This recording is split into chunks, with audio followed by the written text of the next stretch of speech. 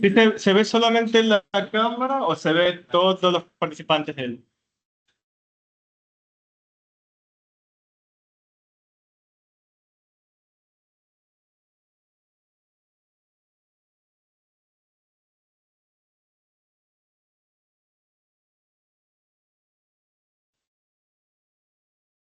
Entonces, déjenme verificar eso.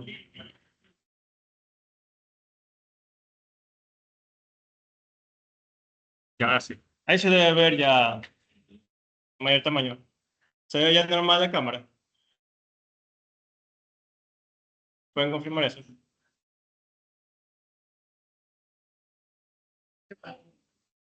Hmm.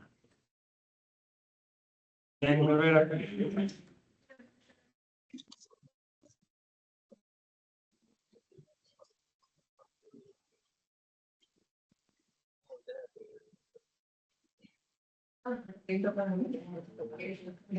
Bien.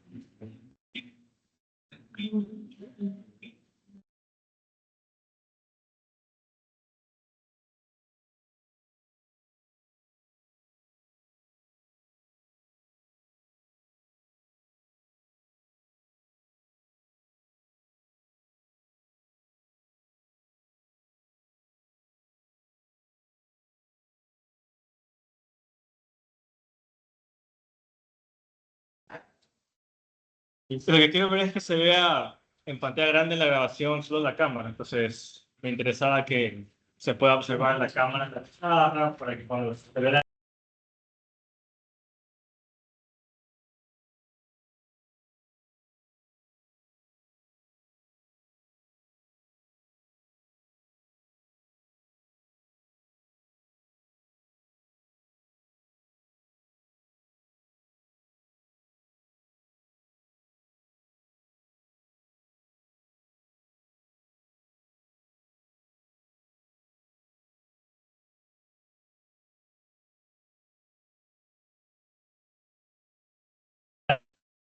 Mientras está grabando.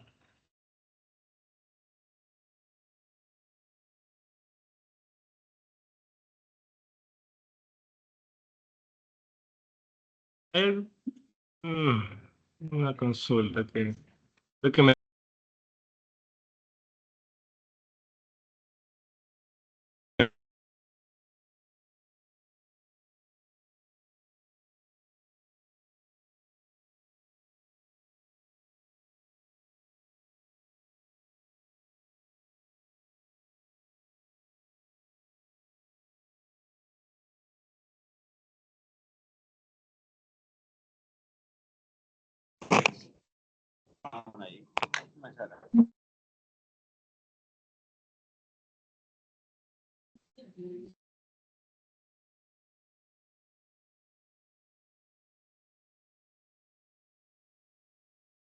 La reunión. Déjenme revisar bien.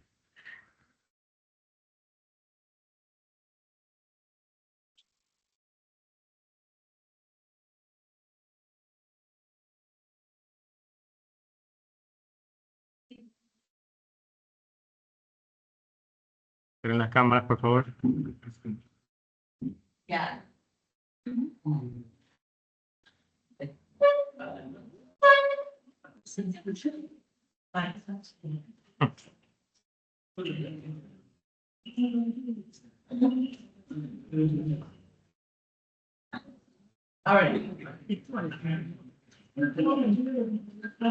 Voy a esperar rapidito que se terminen de unir y ya comienzo con eso.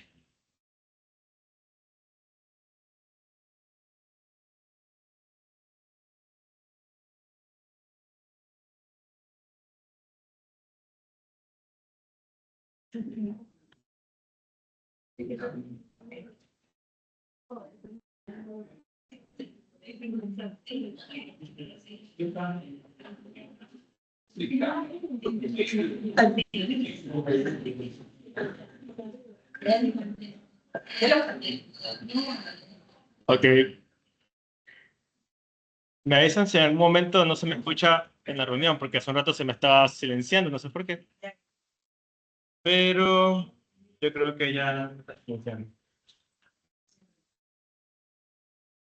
Tengo que estar pendiente de observar que no se mutee la grabación, porque después si van a ver la grabación no se va a escuchar nada.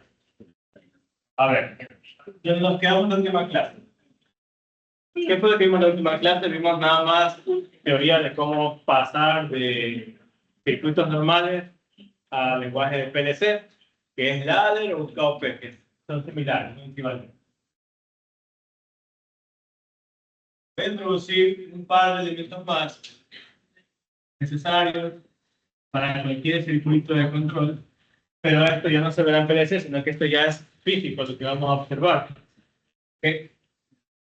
Son los siguientes dos elementos. Estos dos cosas que están aquí, esto va a ser la línea, esto va a ser el dentro. Generalmente en el circuito de control siempre hay 120 en AC. Y este que conecto aquí, estas dos monedas aquí son los fusibles. Generalmente todos los circuitos de control deben tener fusibles para proteger el circuito de cualquier, digamos, cortocircuito o sobrecorriente que pueda existir por algún fallo eléctrico. Luego tenemos lo que está aquí y estos son los breakers. Si ven dos símbolos de breakers, es porque es un breaker de dos polos. Por ejemplo, aquí en los PLCs, este de aquí de 3 polos, un breaker posiblemente trifásico. Así que esto está conectado y también son los fusibles adentro. Esto es lo que protege el circuito de control y también puede proteger el PLC. Entonces, todo diagrama de control debe tener sus elementos de protección, fusibles y breakers. Con eso, para empezar. Entonces, bien, la clase pasada, ¿qué vimos con respecto a la aplicación de circuito de control? Hasta dónde nos quedaron. Pusimos un contactor, pusimos botoneras de paro y marcha. ¿Qué más pusimos? Creo que pusimos un relé también. ¿Vimos un temporizador? También. Ok. Hoy día vamos a ver ya una aplicación más directa con los motores. Por ejemplo, muchos de sus proyectos utilizan un servomotor, que es un motor DC, para girar en una dirección o en otra dirección.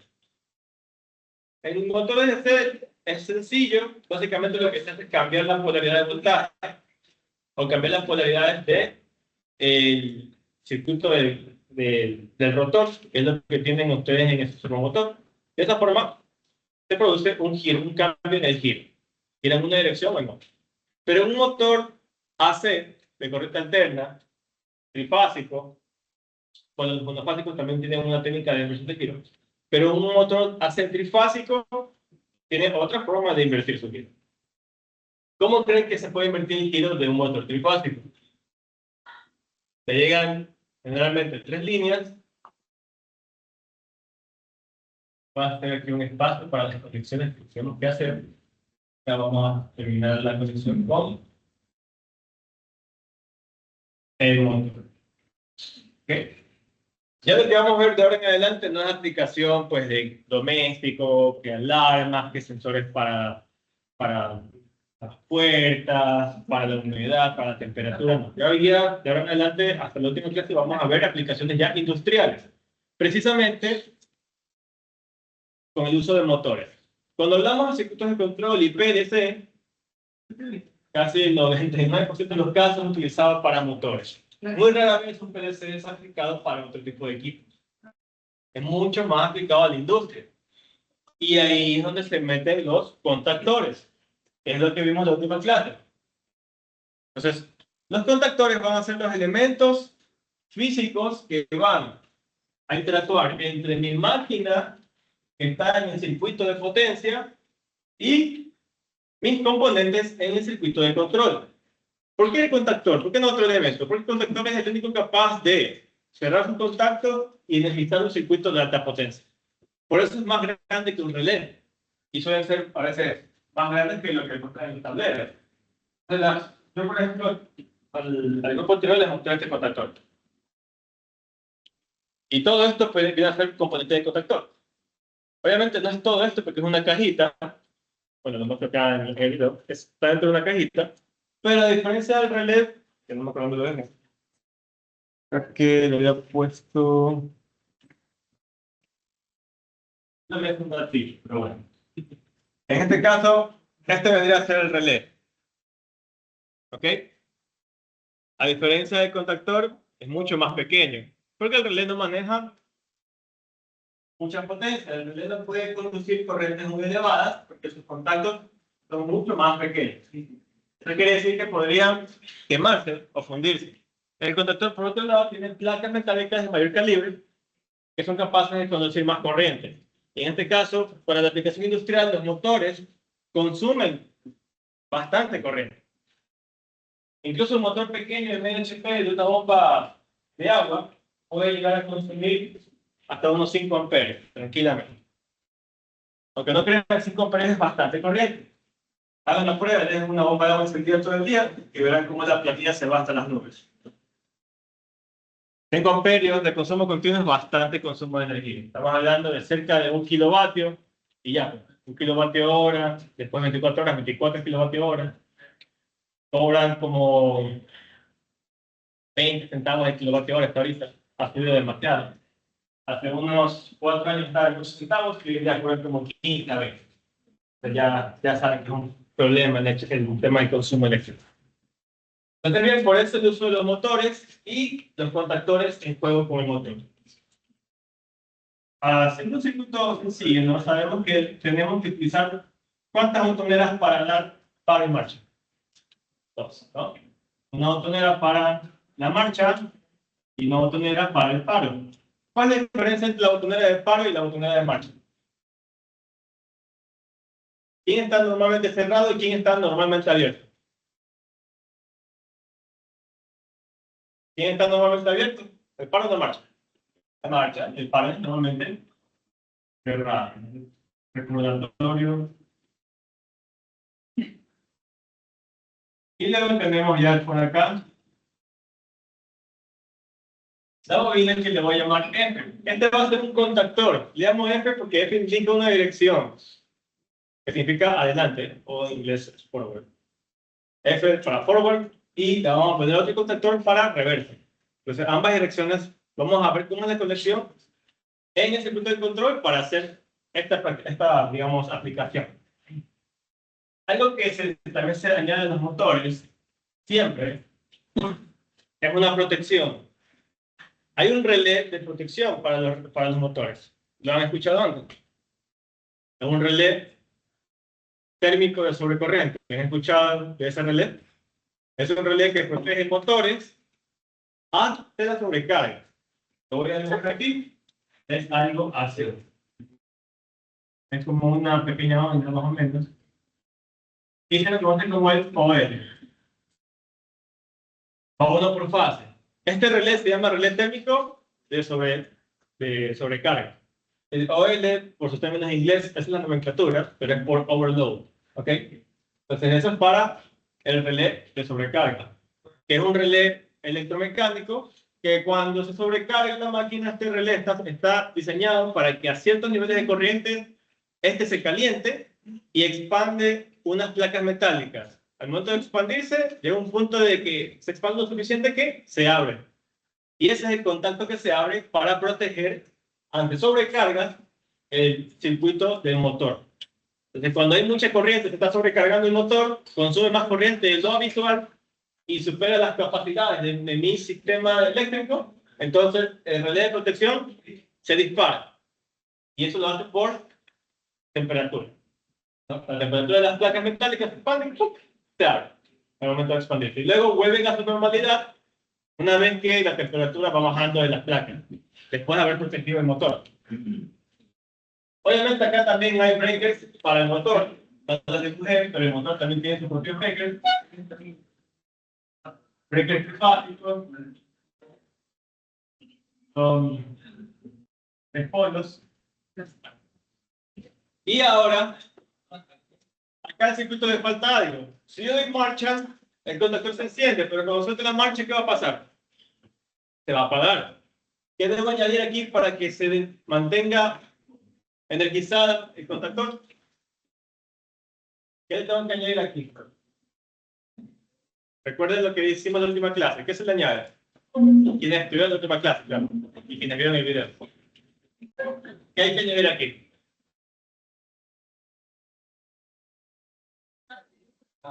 Tenemos que añadir un contacto de la bobina DF para que se enclave. Si dan marcha, esto se tiene que enclavar. Y si yo suelto la marcha, esto se cerró, produciendo que el circuito se mantenga cerrado y el contactor F se mantenga energizado. De esa forma, cuando yo suelte la marcha, no tiene que desconectarse el contactor y no debería apagarse. Por otro lado, el motor debe energizarse con los contactos del mismo contactor. Se pone un contacto por línea de F para energizar mi motor. Y eso es lo que vemos en los contactores. Físicamente el contactor tiene al menos 3 puertos aquí. Una entrada, una salida, una entrada, una salida. Tiene 3 entradas, 3 salidas este de aquí. 3 entradas, 3 salidas y son pares, ¿no? Cada par de 3 salidas corresponde a una línea trifásica. Entonces, en este caso, primera entrada, primera salida sería este de aquí. Según esto es 1, 3 y 4. Y está como NO. Lo pueden observar en el contactor. ¿Qué significa NO? Normalmente abierto. Normally open, porque bueno, esto es prefabricado. Es europeo, es de Schneider. Entonces esto lo fabrican en Alemania. Y no importa nada. Bueno, algunos fabricantes de estos también están bien suceden en Latinoamérica, en Estados Unidos. Pero bueno, siempre se manejan con normativas en inglés. Así que cada puertito está normalmente abierto y tiene estas nomenclaturas. Ok, no es y 3 y 4, ¿ves? 1, 3, 1, 4. Acá es 2, 1. Acá es 2, 2. Y acá está como 3, 1. No sé por qué tiene esas nomenclaturas, pero están aquí. Entonces, tienen que verificar según su contactor cuáles son los terminales de cada contacto para poder conectarlo correctamente. Quiere decir que el cable que viene de la fuente trifásica lo conectan a este puerto y en el otro lado extremo pasan este cable al motor para que arranque en una sola dirección. Y todos los contactos tienen que ser obligatoriamente normalmente abiertos. Siempre tienen que ser normalmente abiertos porque deben cerrarse o cambiar de estado de abierto a cerrado cuando yo energice el contactor. Cuando yo quiera que el motor arranque. En este caso arranca en directo. Es un arranque directo, no tiene ningún método de arranque y debería ir casi que directamente a su velocidad máxima o velocidad nominal. El término nominal, si no lo has escuchado antes, para muchos equipos eléctricos, el término nominal hace referencia directa a la capacidad. Si un motor tiene capacidad de girar a 1800 RPM, entonces su velocidad nominal suele ser un valor muy cercano a 1800. ¿Por qué creen que nunca llegará precisamente a 1800 RPM si un motor tiene su capacidad máxima de 1800? Pero nunca llega a esa velocidad. Los motores están diseñados de tal forma que tienen 2 velocidades. La velocidad a la que está funcionando, que se llama velocidad de operación, y una velocidad que se llama velocidad, aquí lo vamos a poner, velocidad síncrona, o velocidad sincrónica. La velocidad síncrona o sincrónica en un motor es la velocidad cuando no existen pérdidas, la velocidad ideal. Está dada por una fórmula. Pero el motor, al funcionar, su eficiencia no es el 100%, tiene pérdidas de energía interna, por lo tanto, nunca llegará a su velocidad ideal síncrona, sino que llegará un poco menos. Por ejemplo, algunas placas donde dicen que su velocidad nominal, solo ponen así N. N es referente a la velocidad. En casi muchas placas de motores. Ven la placa metálica y ven los datos. Si les ponen, por ejemplo, 1790 RPM. Muy cercano a 1800, pero jamás es 1800. Y esta velocidad es cuando el motor está en vacío. ¿Qué significa un motor en vacío? Es un motor que no tiene ninguna carga en el eje, que no está conectado a nada, que no tiene ningún peso, que no hay nada que le produzca una torsión o una fuerza en el eje. Por lo tanto, el motor no está cargado. ¿Cuándo se carga el motor? Cuando el motor se conecta con algún peso. O se conecta, por ejemplo, con una línea de una banda transportadora. O se conecta tal vez a un elevador de carga, por ejemplo, ¿no? O se conecta a un sistema de engranajes y empieza a rotar, y eso es un peso para el motor. Ese peso es una carga en el motor y eso va a producir que el motor consuma más corriente. Pero cuando no tiene nada, está todo desconectado del eje del motor, hablamos del eje físico, creo que por acá puse el motor. Por ejemplo, si yo energizara este motor está cargado o está en vacío. Está en vacío, no tiene carga alguna. Entonces el motor debería girar a su velocidad nominal, que es una plaquita, de aquí. Este tiene una velocidad de 1645 RPM. ¿Qué quiere decir? Es un motor que tiene muchas pérdidas, porque la velocidad sincrónica para esas velocidades siempre es 1800. Y la velocidad sincrónica no puede ser cualquier valor. Son valores que vienen en múltiplos. Múltiplos específicos. Puede ser 1800, puede ser 1300, puede ser 900, puede ser 600, 300. No puede ser, por ejemplo, los 650. Es muy complicado hacer eso, porque la velocidad nominal depende de tres factores. Una constante, que es un número redondo, 120. En este caso hay una fórmula que dice que la velocidad síncrona es igual a 120 por la frecuencia de la red dividido para el número de polos. ¿Qué son los polos? Son los polos magnéticos. ¿Cuántas bobinas por fase hay? Por ejemplo, sabemos que son 3 fases, en teoría son 3 bobinas por fase. Solo hay un polo magnético por fase. Pero si pongo 2 bobinas, 2 polos magnéticos por fase. Y si pongo 4 bobinas por fase, así sucesivamente. Se ponen polos en pares, generalmente. Nunca ponen 3 polos. Todos los polos magnéticos están en pares. ¿Ok? Entonces, mientras más bobinas ponga, habrá más pares magnéticos, más polos. Y esta fórmula cambia.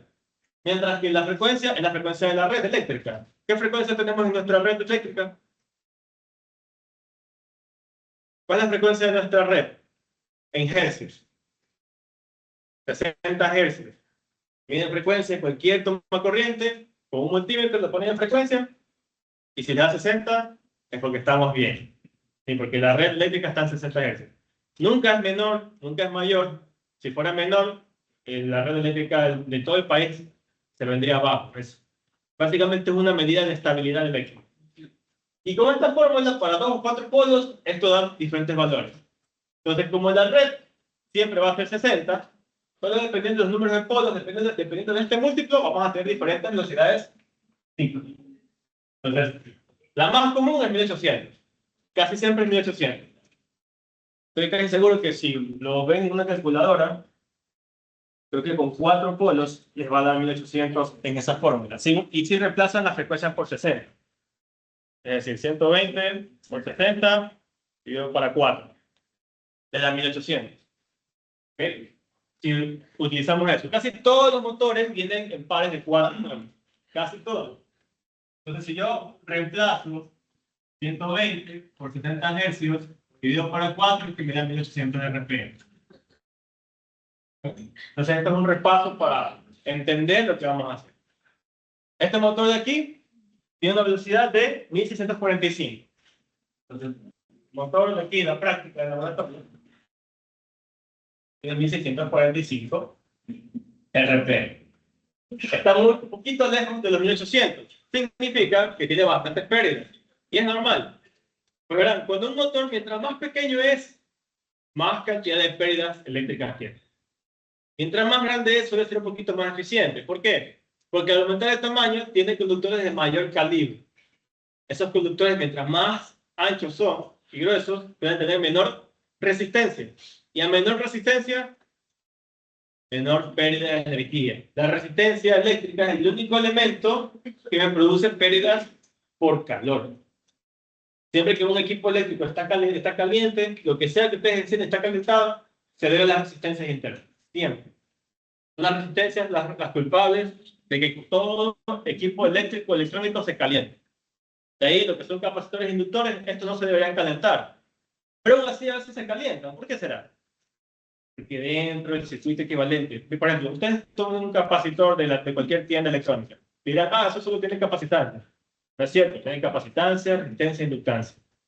Pero son muy pequeñas y se desprecian, se obvian, que como que no existiesen, pero sí tiene resistencia. Entonces todo elemento tiene resistencia, sea cual sea. No importa qué material sea, incluso el aire tiene resistencia. Lo único que no tiene resistencia es el vacío, en el espacio. Me refiero, ¿no? Entonces, bien, sabiendo esto, nos damos cuenta que un motor pequeño puede tener más resistencia, y si trabajamos con este motor, lo máximo que va a llegar en vacío, sin carga, va a ser esta velocidad.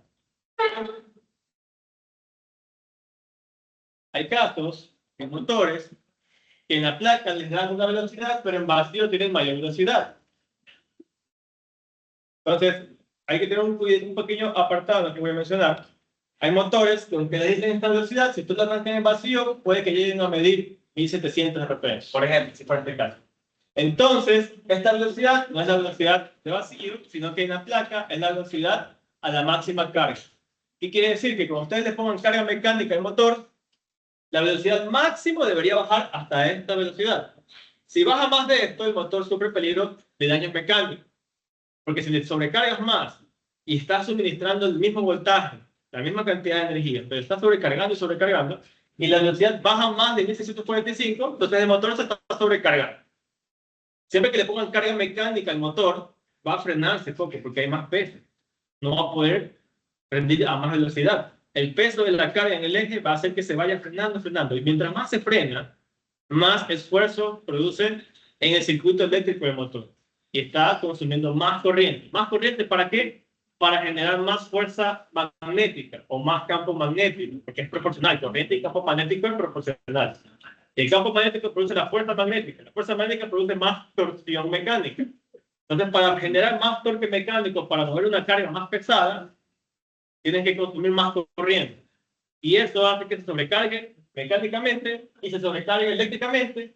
Y o esto se dispara, o los breakers se disparan, y si no sucede ni uno ni lo otro, el motor se termina dañando. Puede sufrir daños irreparables, tanto en las bobinas como en el eje del rotor. Entonces, esto que les menciono es para que tengan mucho cuidado al momento de ver un motor, manipularlo y controlarlo mediante PLC o como sea. Ahora, volviendo al circuito de control y el circuito de motor. Este tipo de circuito solamente es arranque en una dirección, marcha en una dirección. Y si lo detengo, solamente presiono el botón de pala. Porque al presionar el botón de pala, se abre el circuito, se abre el contacto, y cuando regresa el palo a su posición original, esto quedó abierto y esto queda desenergizado. Pero ¿qué pasa si le quiero dar un giro invertido? Si quiero invertir el giro en mi motor, ¿cómo invierto un giro en un motor trifásico? ¿Les enseñaron eso en electrotecnia? ¿Sí? ¿Qué se hace para invertir el giro en el motor? ¿No te acuerdas? ¿Qué hacen con las fases del motor para invertir el giro? Es algo muy sencillo. Invertir la fase. Exacto. Y te preguntarán por qué pasa. Es más, invierte la fase y el motor ya sabe que debe girar. ¿Qué pasa cuando se invierte la fase? Vamos a hacer un reporte de 5 minutos sobre las secuencias de fase.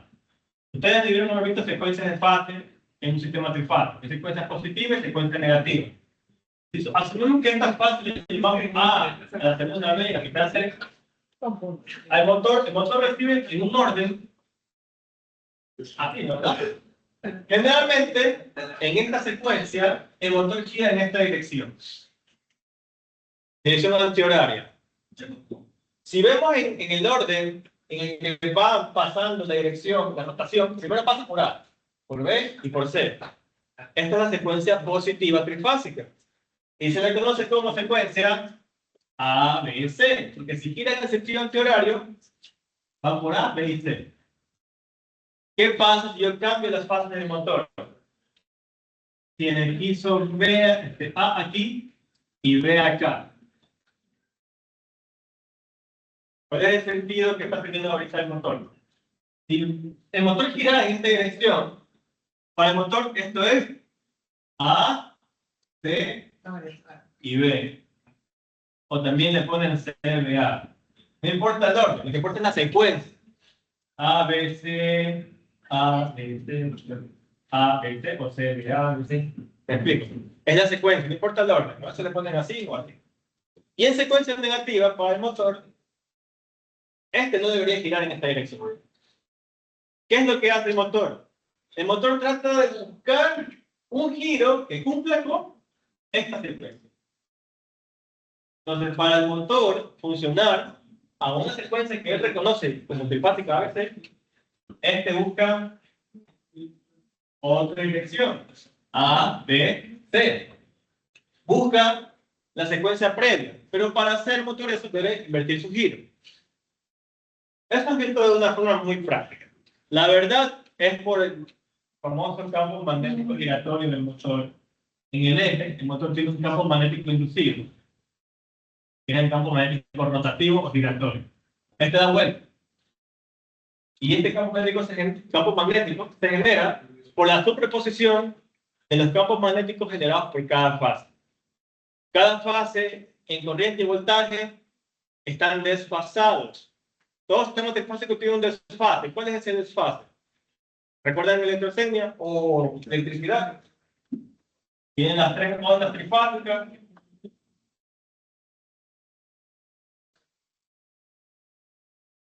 ¿Cuál es el desfase en cada onda trifásica? De aquí a acá, ¿cuántos ángulos hay? De aquí a acá y de aquí a acá. Cada desfase es de 120 grados. En factor. Significa que cuando en un instante de tiempo yo tomo un valor de corriente, acá hay otro valor y acá hay otro valor. Quiere decir que un campo magnético puede ser mayor en una dirección, el otro es menor en otra dirección, y el otro es mucho menor pero en otra dirección. ¿Por qué pongo estas direcciones? Porque las bobinas están en esta forma.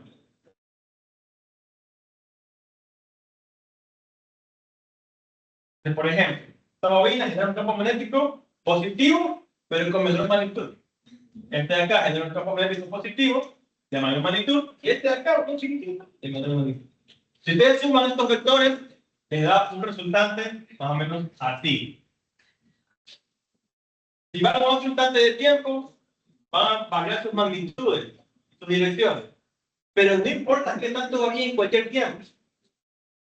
Pasamos un tiempo más, este va a disminuir, este va a aumentar, este va a disminuir más, y me va a producir un resultante en esta dirección. Pero la misma magnitud. Entonces cambian las magnitudes de los campos magnéticos y este vector se va moviendo. Y resulta que el motor gira en la misma dirección que gira este campo magnético. Y cuando cambiamos las fases, la secuencia de fases, las resultantes de los campos magnéticos ahora van a otra dirección. Eso es lo que pasa, porque ahora una fase es B y otra fase es A. Si cambiamos las fases, digamos que este es A, este es B y este es D, y yo lo cambio, como acá B y acá pongo A, pues ahora voy a tener que el mayor va a ser acá. A, y acá va a ser el más chiquito. Lo que va a producir es que el resultante se va a ver por acá. Y luego pasamos un tiempo y se va a mover poco a poco en otro sentido. Entonces cambia de sentido horario a antihorario, o viceversa. Y para lograr eso de ahí, lo único que hay que hacer es cambiar la fase. Pero es por esa razón que se cambia o se invierte el giro del motor. Ahora, ¿qué hago yo para mover la fase? Rapidito les muestro qué se debe hacer. vamos a hacer esto de aquí. El circuito de control debe tener botonera de marcha y una bobina de reversa. Es una marcha en forward y una marcha en reversa. Cuando yo doy marcha, también quiero que se clave tu bobina. ¿Qué es lo que no debe pasar? Que si yo doy marcha, yo no debería dar reversa al mismo tiempo. No debería dar marcha y reversa a la vez. Vamos a ver por qué. Ahora, en el circuito de potencia, vamos a poner los contactos de reversa. Verá, si yo quiero cambiar las fases, un contacto de reversa debe conectar la fase B a la fase A del motor. Otro contacto viene para acá y me cambia la fase A por la fase B. Perdón, esta al revés. Debe ser así. Entonces aquí.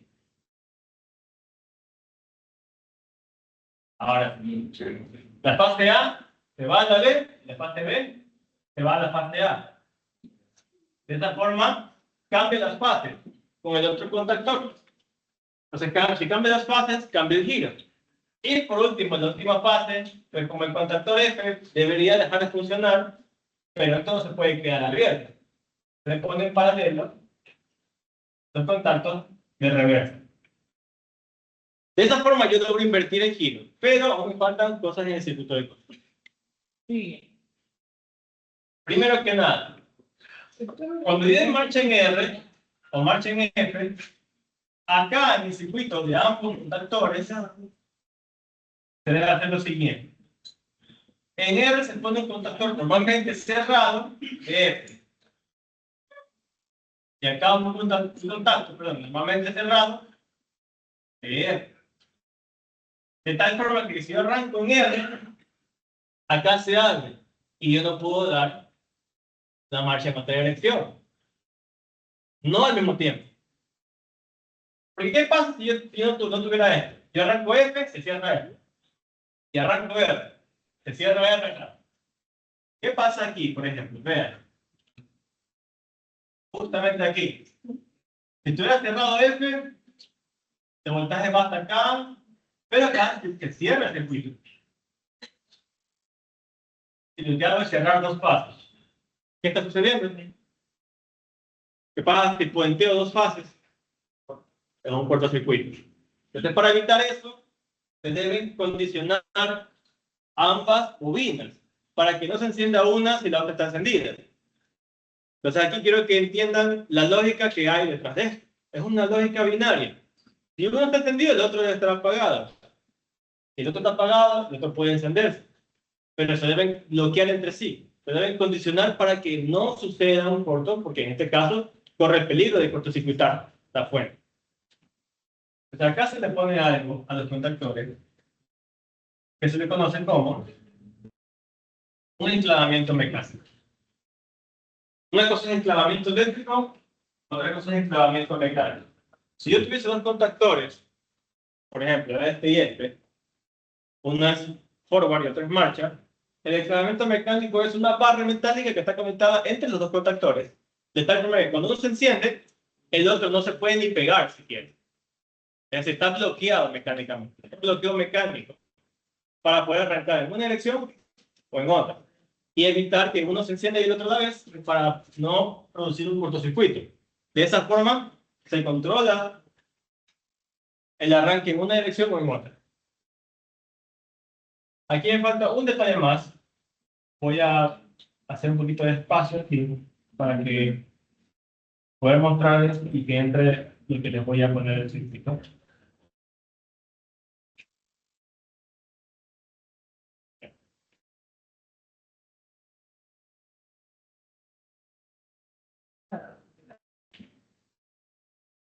Bien.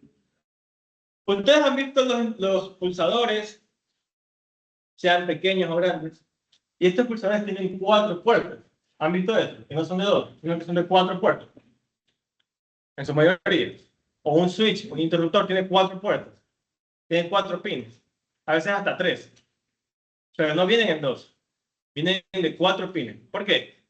Porque un pin es normalmente abierto y otro es normalmente cerrado. Cuando ustedes presionan la botonera, uno se abre y el otro se cierra. Cambian de estado. Entonces estas botoneras de marcha, acá atrás, tienen exactamente 4 puertas. ¿Qué quiere decir? Que 2 de ellos es normalmente abierto.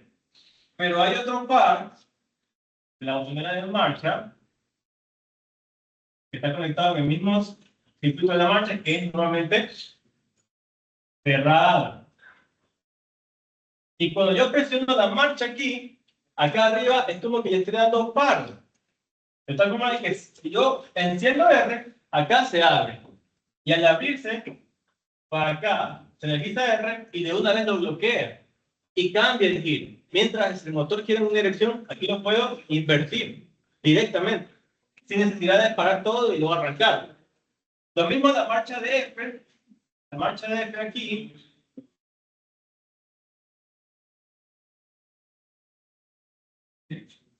Tiene una botonera que es como un par. Entonces que si yo doy marcha acá, acá se abre. Si yo doy marcha aquí, acá se abre. Entonces digamos, yo pero en una dirección, digamos, antihorario, forward, doy arranque aquí. Acá se abre, se le dice F, se abre su bobina acá y se enclava a sí mismo.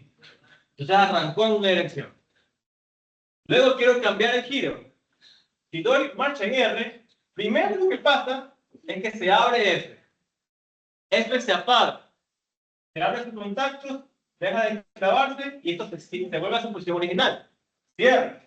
El enclavarse, al desenclavarse, perdón, o al desenganchar de F, esto regresa a su posición, se cierra y R se energiza. Energiza R, se va enclavando y acaba abriendo F. Entonces, se termina de enclavar, abre F ya no se puede energizar solito, sino cuando yo eso marcha. Entonces, estas marchas lo que hacen es, digamos, desconectar un circuito mientras el otro se enciende. De tal forma que un circuito deja de funcionar, el circuito de forward, y empieza a funcionar el circuito de reversa. ¿Ok? Entonces, así es como logran dar impresión de giro en un motor. ¿Está claro? ¿Hay dudas hasta aquí? Lo único que tienen que considerar, primero, es este esquema, que es un esquema, digamos, básico, de ejemplo. Siempre se va a dar así. Con la inversión de giro siempre tiene que tener la misma forma.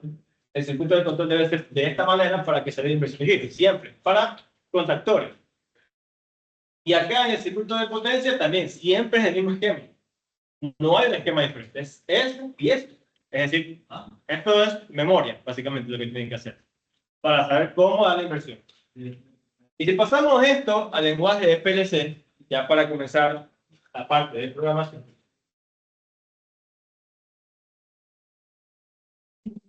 Para pasar de eso al lenguaje ladder o COPE, hay que hacer un paso intermedio antes de dibujar en el lenguaje de PLC. ¿Qué es lo primero que se hace? Pongan atención. Todo lo que son botoneras, botonera de paro, por ejemplo, botonera de paro, la botonera de marcha en F, va a poner MF, botonera de marcha en reversa. ¿Okay? Todas estas botoneras se tienen que declarar como contacto. ¿Okay? Voy a borrar también lo que dice el breaker. Estoy atachado, sí dije breaker, ¿verdad? Nunca se olviden que todo circuito debe tener siempre un fusible y un breaker en ambas líneas. En línea y neutro. Esto en el circuito, en el diagrama, ¿verdad? Así está en el diagrama de control. Ahora, para ladder o COPEX, esto tiene otra representación. Sea botonera de paro o marcha, estas deben estar como contacto para el lenguaje. Todas las botoneras son contactos ¿Sí? ¿A qué entrada se le asigna? Por ejemplo, en un PLC de logo. Logo tiene entradas con numeración del 1 al 8, por ejemplo. Aquí no se alcanza a ver, yo sé que están todas alejadas. Pero justamente en la parte de aquí arriba están las entradas del PLC del logo. En las partes de aquí abajo, por acá, están las salidas del PLC. Este PLC cuenta con 4 salidas y con 8 entradas. Significa que yo le puedo ingresar hasta 8 entradas digitales. Son digitales, ¿por qué? Porque solo detectan si está cerrado o abierto. Solo detecta si es 1 cerrado y 0 si está abierto. Eso es lo que recibe el PLC. El PLC recibe señales digitales. También tiene entradas analógicas. Sí, pero esos son otros puertos. Estamos ahorita empezando con los puertos digitales. Entonces recibe solo aquí. Si yo pongo un contacto, le voy a asignar a la entrada I1, acá la entrada I2 y acá la entrada I3. Este contacto, aunque el PLC lo ponga como normalmente abierto, en el circuito del PLC, esto se va a ver como que está cerrado. Y se ve así. Se ve como que está cerrado. Porque para el PLC, esto está haciendo contacto. El hacer contacto te envía una señal de 1 y esto dentro del programa lo cierra. Y cuando ustedes abren el circuito, esto envía en cambio una señal de 0 y lo abren. Por otro lado, las de marcha, estas normalmente están abiertas. Envía una señal de 0 y se mantiene abierto. Entonces el PLC detecta eso. Siempre que hay contactos, que se cierra un interruptor, que se cierra una botonera, un contacto cualquiera, el PLC lo detectará como un 1 digital. Y de otra forma, como un 0 digital. Entonces, igualmente, siempre definimos las botoneras como contactos normalmente abiertos en el PLC. Siempre. Siempre van a definirse como abiertos. Porque si lo hago al revés, si lo defino como normalmente cerrado aquí, y este está abierto, esto quiere decir que el 0 para el PLC se va a negar. 0 físicamente porque está abierto, ¿no? No hace contacto. Pero el PLC lo va a ver como normalmente cerrado. Significa que en el PLC el 0 lo va a ver como cerrado. Dice, está cerrado, ok. Y te lo deja cerrado. Y eso es un problema. Porque quiere decir que siempre está en marcha. Y no es cierto. La marcha solo se va a dar cuando ustedes presionan la botonera de marcha. Así que por esta razón toda botonera se va normalmente abierta. Y así lo vamos a ver en el lenguaje del PLC. ¿Qué otra cosa debemos declarar? Estos contactos de F y R no se declaran. ¿Por qué? Ya vamos a ver por qué. Esto para las entradas. Entradas en PLC. Vamos a definir ahora las salidas. ¿Quiénes son las salidas en este diagrama de control? ¿Quiénes reciben las señales de pulsar una botonera, las señales de paro, de arrancar en forward o en reversa? ¿Quiénes reciben esa señal? ¿Cuáles son mis elementos que reciben esas entradas digitales? 1 si está cerrado o 0 si está abierto. ¿Qué es lo que energiza mi motor? ¿Qué elemento es el que cierra contactos para energizar el motor? Está claro, ¿verdad? Es el contactor. El contactor F, el contactor R son mis salidas. Porque la lógica que hay aquí, la lógica binaria de 1 cuando se cierra la marcha, 1 cuando se enclava el contacto, 0 cuando doy paro, 0 acá cuando doy marcha en forward, acá es como poner un 0 en el circuito de reversa, cosa que aquí lo abre. Entonces, toda esa lógica lo que me sirve es para controlar los contactores F y R. Y si yo controlo F y R, estoy controlando directamente mi motor. Los contactores son el medio por el cual el motor se termina controlando de forma directa. Porque los contactos del contactor son los que van a hacer que el motor se energice, arranque de reversa, de freno, arranque, haga una marcha gradual, ya vamos a ver qué es eso, haga otras aplicaciones. Entonces el motor va a ser manipulado únicamente por los contactores. Y para que los contactores hagan lo que yo quisiera como ingeniero, debo darle su lógica, su programación. Y esa programación necesita de entradas lógicas. Esas entradas vienen a ser las botoneras. Hay otras entradas que no son botoneras que ya veremos en la próxima clase. Y en la última clase también veremos otra aplicación más. Por ende, aquí lo que me falta son las salidas. Si se que saber. Entonces, del diagrama y lenguaje de datos.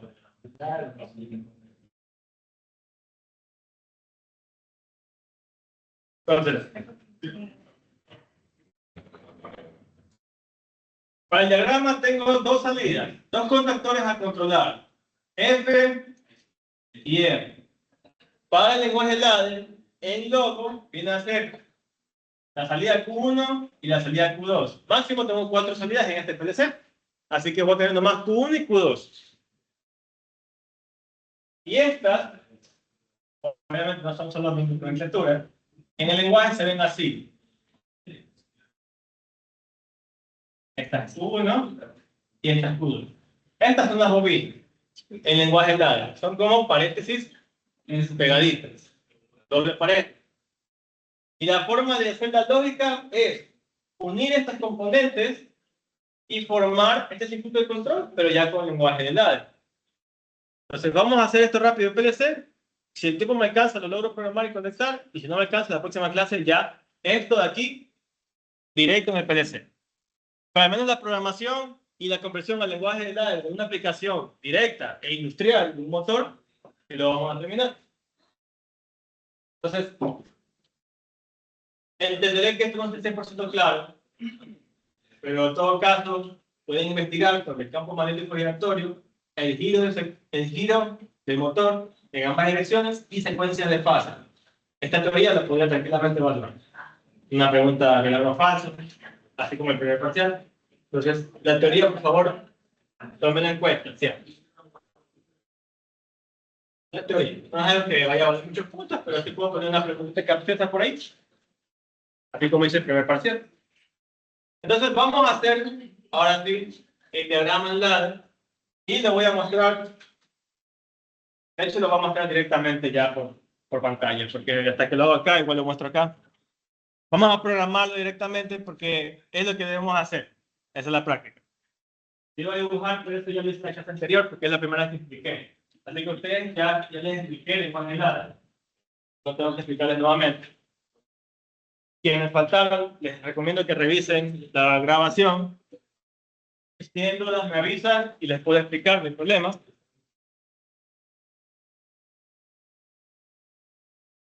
Sí les pediré que revisen la reunión en Teams para que puedan ver el software y la programación del mismo software. ¿Ok? Así que ahorita voy a parar la cámara y voy a compartir pantalla.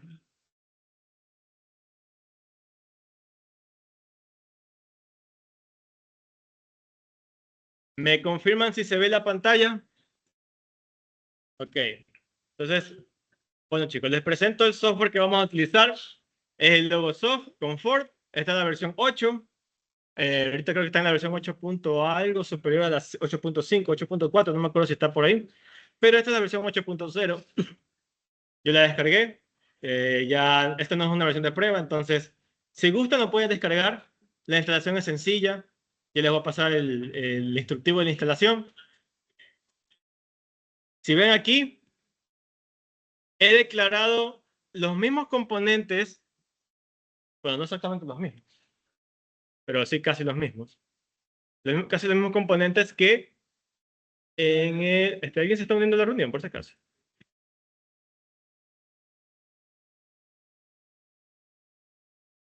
Perdón, que alguien creo que está en sala de espera, pero no sé si lo pude añadir. Déjenme revisar. Ok, voy a continuar. Igual esto está siendo grabado, si no me equivoco. Sí, ya listo. Voy a hacer desde cero otra vez esto. Vamos a hacer un nuevo diagrama, agregar un nuevo diagrama.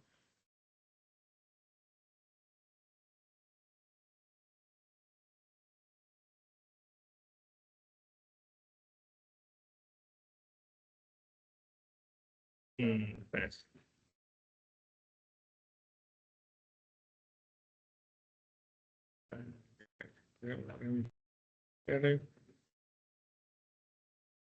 Acá.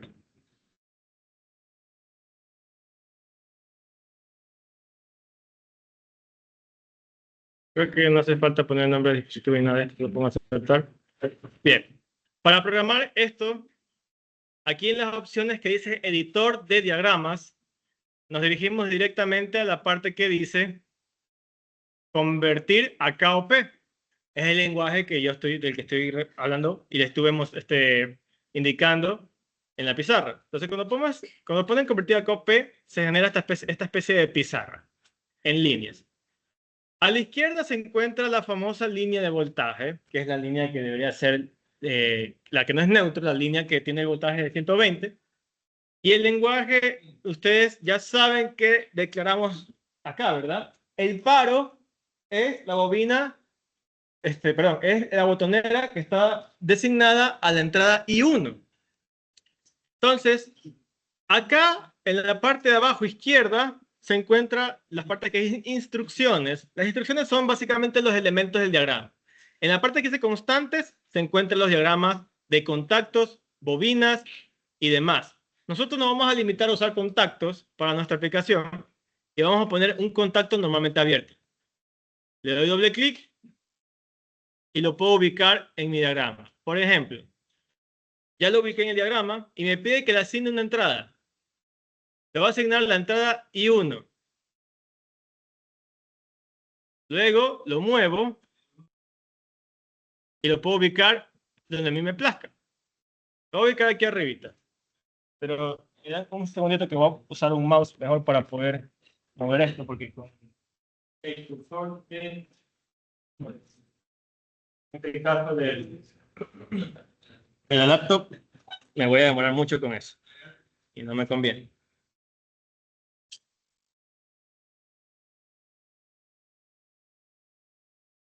Entonces, para explicar más rápido, aquí tenemos el contacto I1. Este vendría a ser la botonera de paro. Acá arriba, donde dice conectar, al ladito del cursor, el cursor de selección, le hago clic al cuadradito que está en I1 y lo uno con la línea. Entonces aquí lo que acabo de hacer es conectar la botonera de paro con la línea. ¿Qué sigue después de la botonera de paro según el diagrama?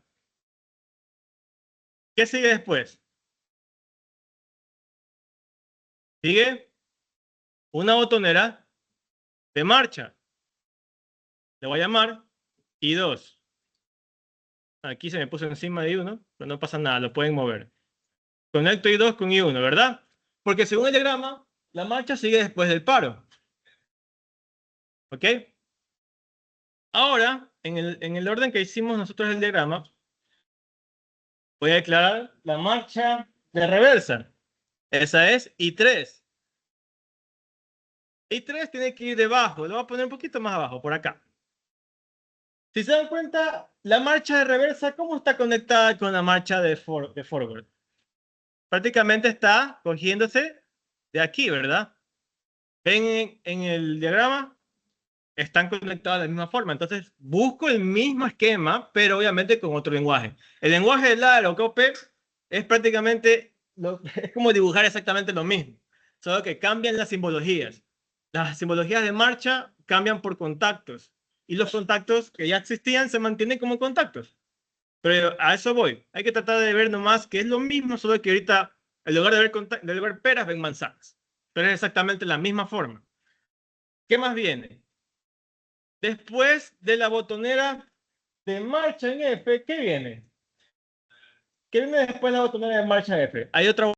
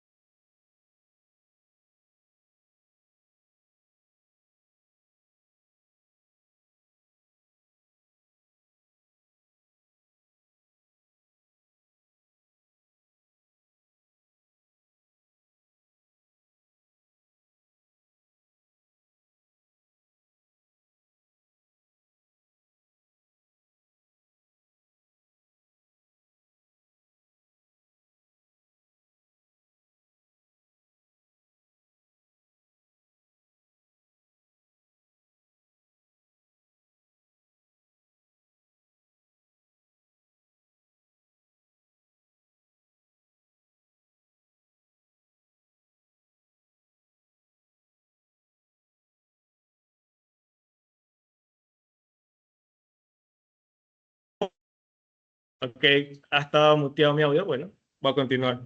No me había fijado. No sé por qué se muteó. Bueno, esta botonera le pertenece a la marcha en forward. Esta botonera está normalmente cerrada. Entonces, ¿a qué entrada se le asignó la marcha en forward? A I2.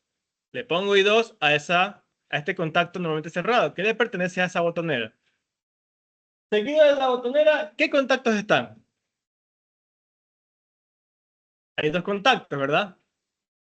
Esos contactos son normalmente abiertos o cerrados. Ahí están cerrados. Acá también van cerrados. Pero da la casualidad que esos contactos no pertenecen a una entrada. ¿A qué le pertenece? ¿A qué le pertenecen esos contactos?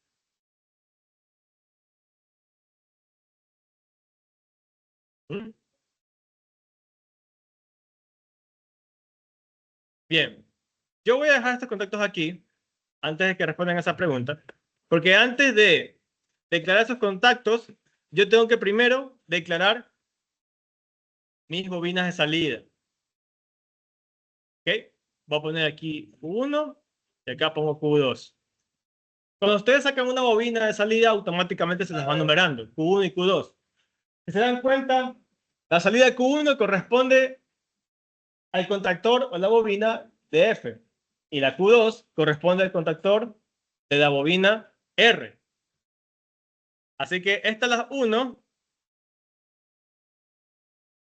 esto lo uno acá, esto lo uno acá, y por último lo que me falta es este contacto. Este contacto no es una entrada. ¿A quién le pertenece este contacto? ¿A qué bobina le pertenece ese contacto que está ahí? La de R, ¿no? ¿Y R qué salida es?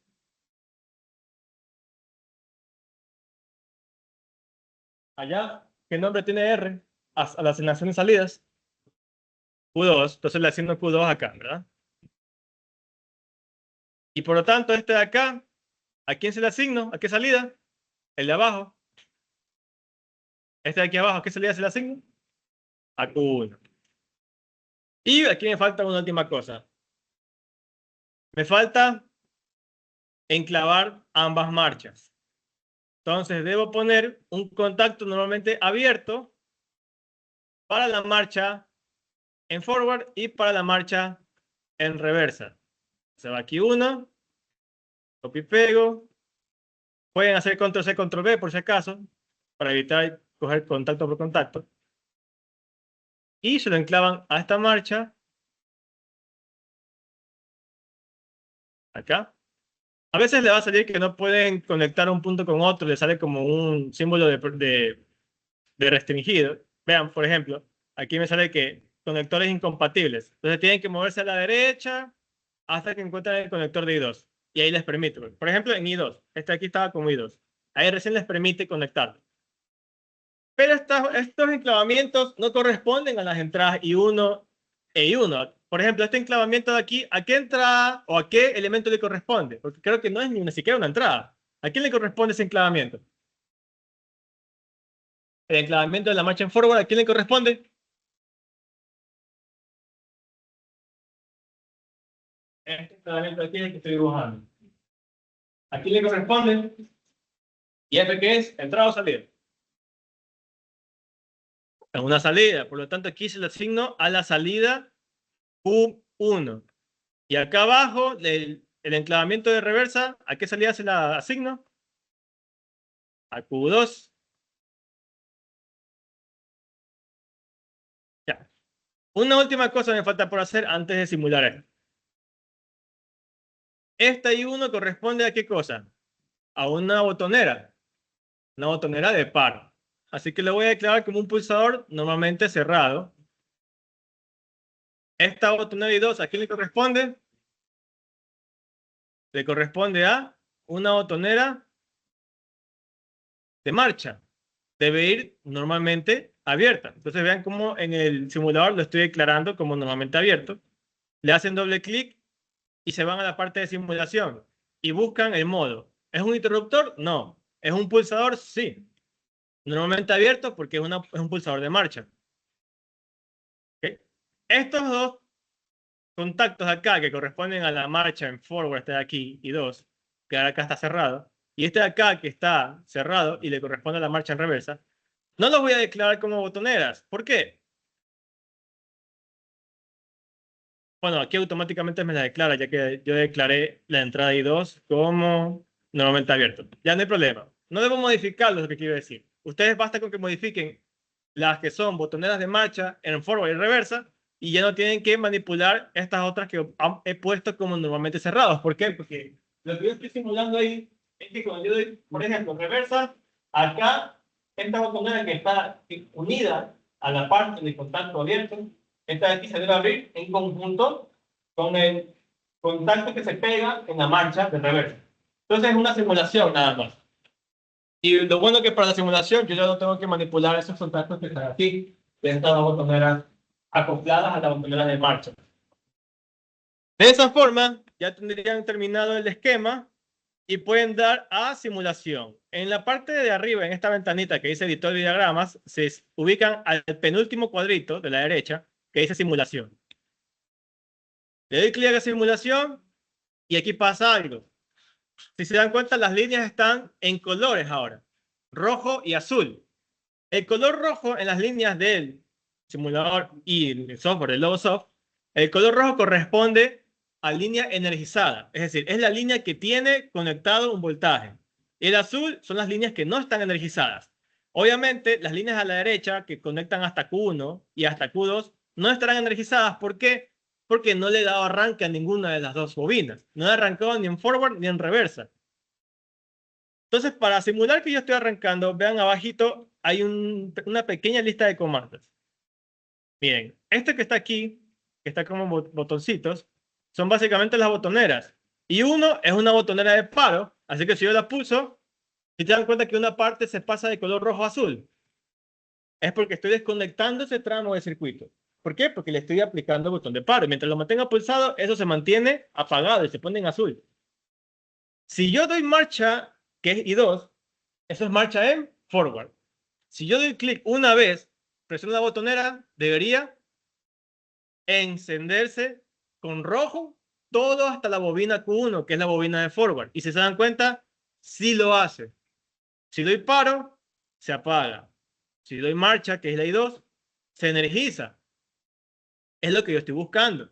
Ahí estoy arrancando la bobina del contactor en forward. El motor estaría arrancando en una dirección.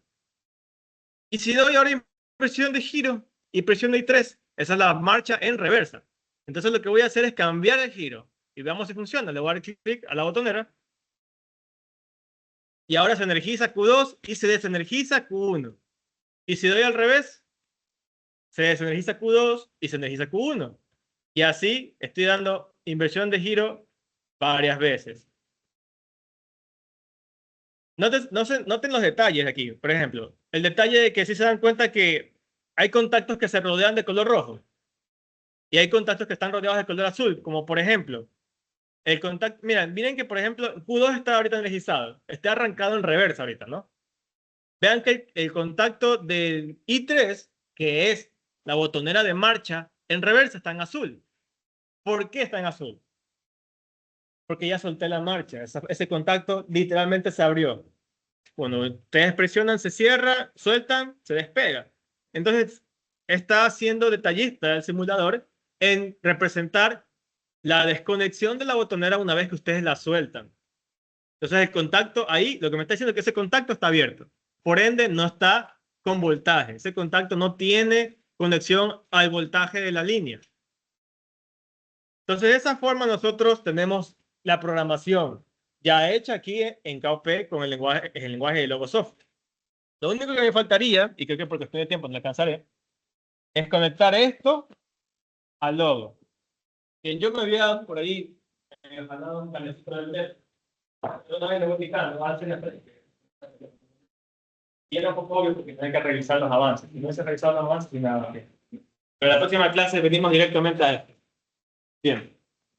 En el logo, justamente aquí abajito, hay un puerto de Ethernet para conectar esto. Y esto va conectado al computador con el software. Siempre es así. Hay otras formas de conectarlo, pero la forma más práctica y clásica es con Ethernet, cable de internet. Bien. Obviamente verifique que el cable esté en buenas condiciones porque si no habrá fallas de comunicación. Entonces buscando la forma correcta del puerto, va a tener que así. Es decir, la patita de aquí va hacia adelante, va en esta dirección. Y ustedes lo pueden conectar.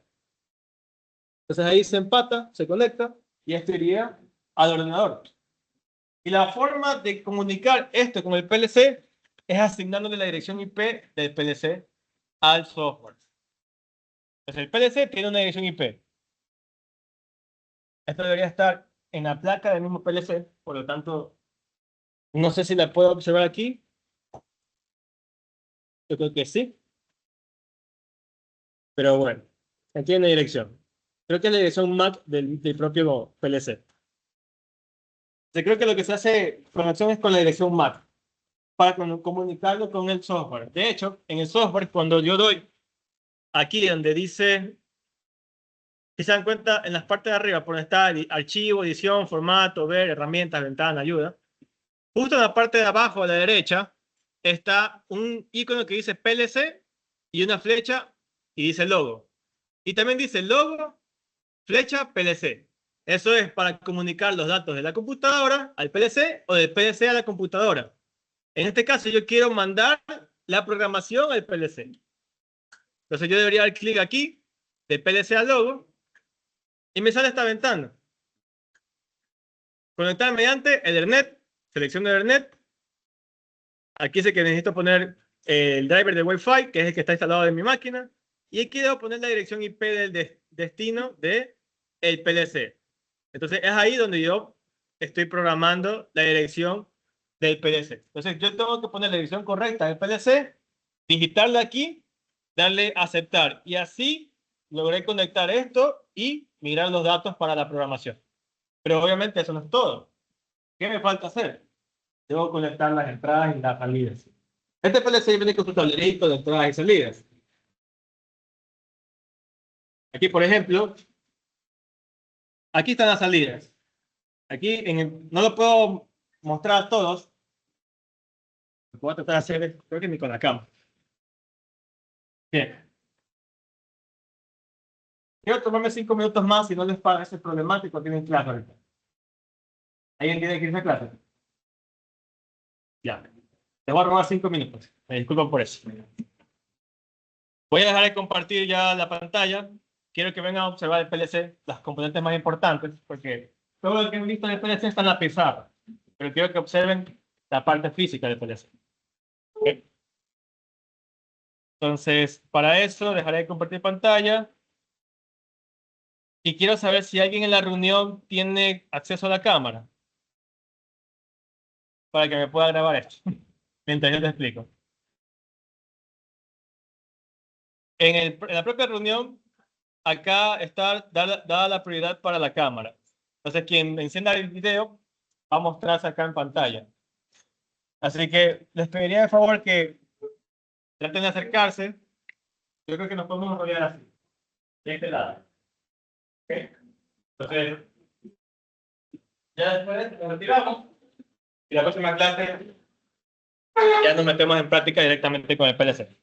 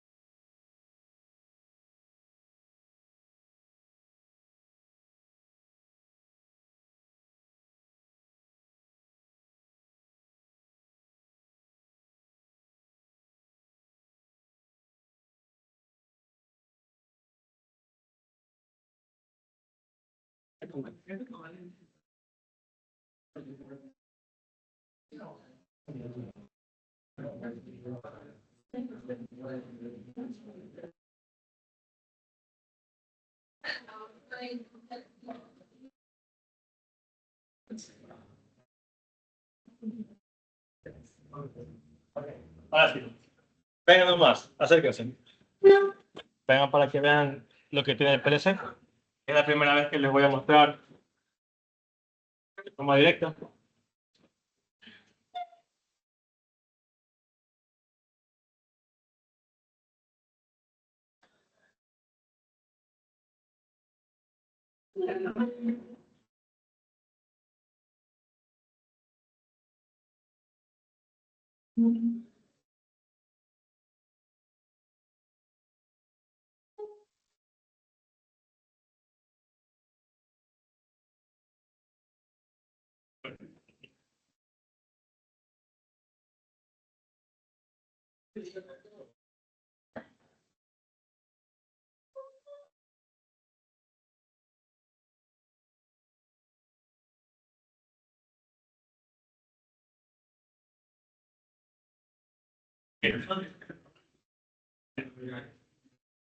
Esto de aquí, por si acaso, lo que va acá a la derecha, es un convertidor de voltaje. Este es un rectificador que pasa de AC a DC para energizar los componentes del PLC.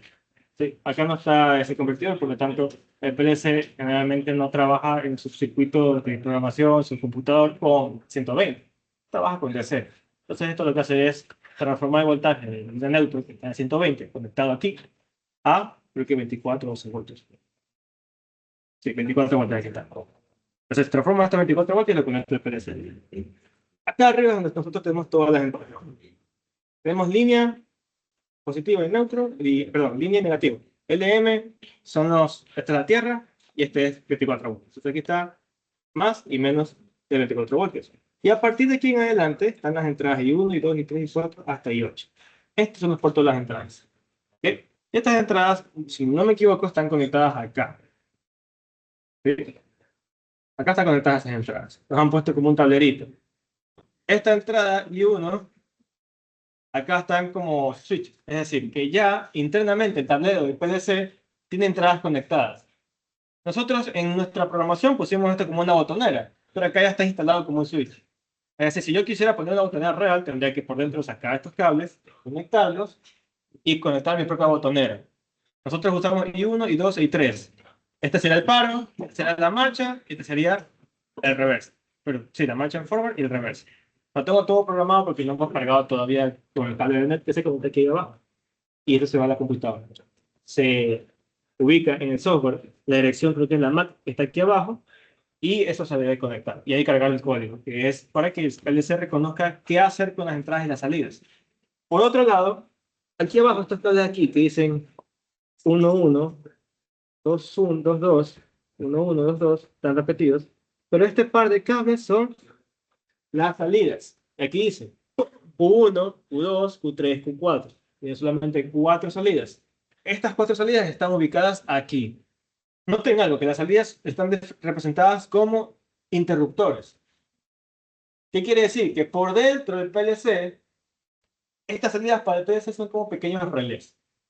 Cuando manda a analizar estas salidas, que en el programa son estas bobinas de acá, el PLC lo que hace es cerrar un switch y energizar lo que ustedes conecten acá en la salida. Entonces, por ejemplo, digamos que yo voy a conectar este contactor. Las bobinas de este contactor son estos cables de aquí. El resto de cables son contactos.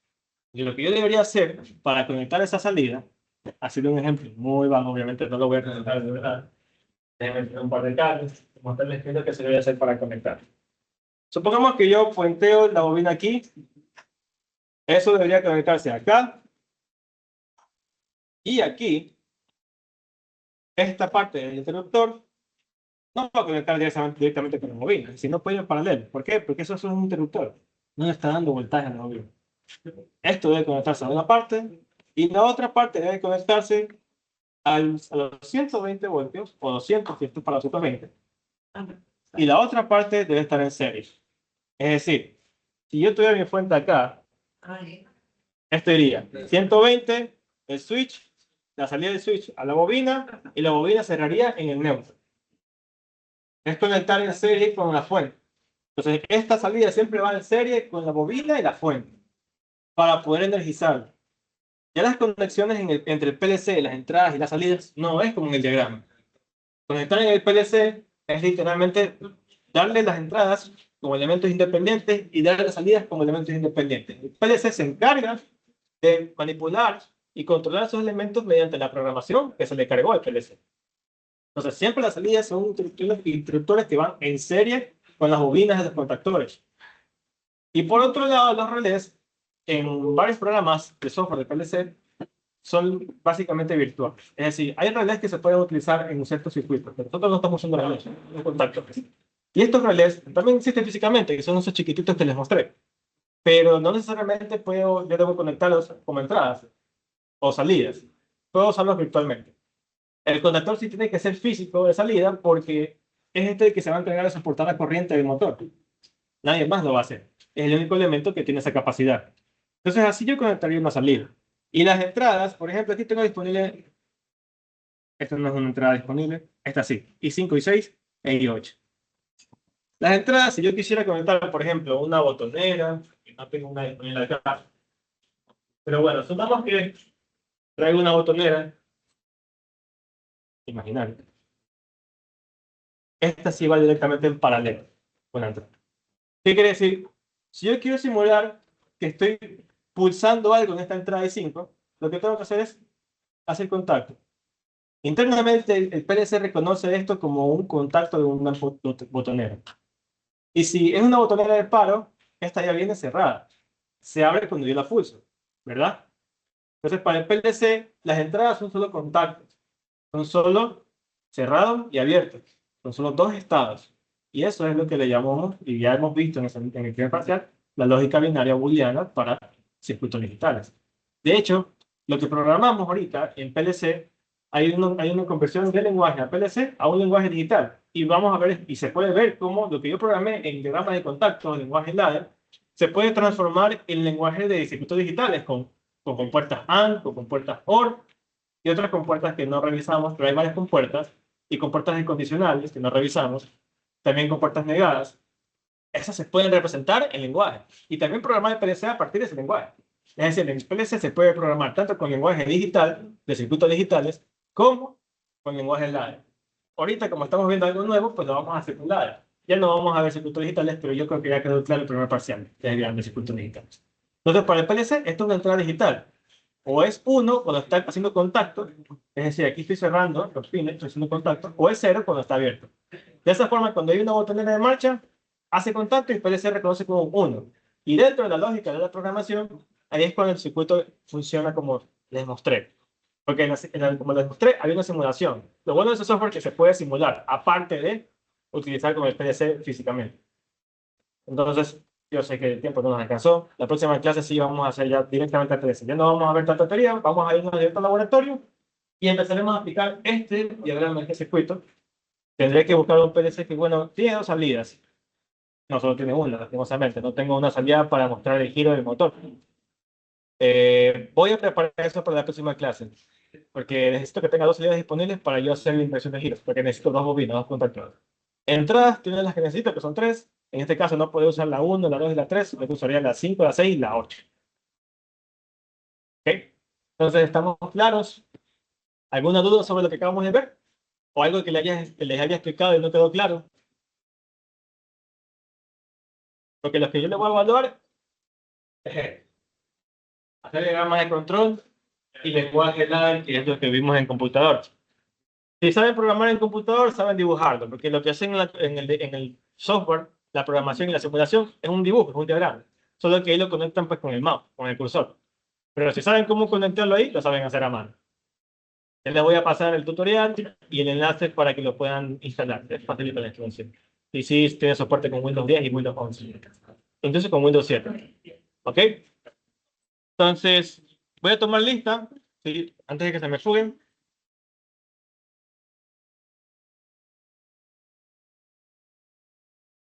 Voy a dar por terminada la reunión también, la grabación. Ya esto queda para su propio uso.